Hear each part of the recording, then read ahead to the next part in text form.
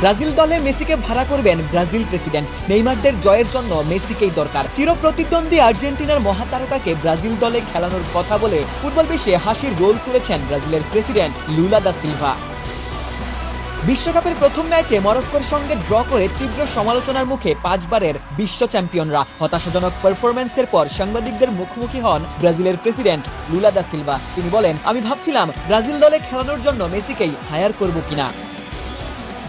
একদিন আগেই আলজেরিয়ার বিপক্ষে হ্যাটট্রিক করে আর্জেন্টিনাকে দুর্দান্ত জয় উপহার দিয়েছেন লিওনেল মেসি। সেই পারফরম্যান্সের রেশ ধরেই মেসিকে ভাড়া করে আনতে এমন মন্তব্য করেন ব্রাজিল প্রেসিডেন্ট। মজার ছলে মেসিকে চাইলেও নিজের দল নিয়ে আশাবাদী লুলা। তার মতে মরক্কোই ছিল গ্রুপের সবচেয়ে কঠিন প্রতিপক্ষ, তাই প্রথম ম্যাচে ড্র কোনো বড় ধাক্কা নয়।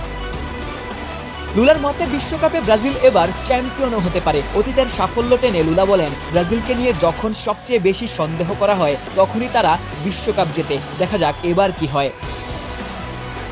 এদিকে ব্রাজিল শিবিরে স্বস্তির খবর হয়ে ফিরেছেন নেইমার জুনিয়র। চোট আর অফর্মের কারণে প্রায় 3 বছর জাতীয় দলের বাইরে এই তারকা ফুটবলার। পক্ষে ম্যাচের আগে আবারও দলের সঙ্গে অনুশীলনে যোগ দিয়েছেন ব্রাজিল সুপারস্টার।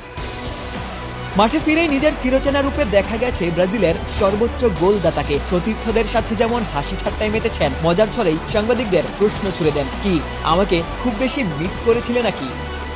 নেইমারের এই প্রত্যাবর্তন ব্রাজিল সমর্থকদের আশা বাড়ালেও হাইতির বিপক্ষে শুরুর একাদশে নেইমার থাকবেন কিনা সেটি এখনো নিশ্চিত নয়। তবে এই মুহূর্তে ব্রাজিলে আলোচনা একটাই, দলের জয়ের জন্য সত্যিই কি মেসিকে দরকার, নাকি নেইমার ফেরাতেই বদলে যাবে সেলেসাওদের ভাগ্য?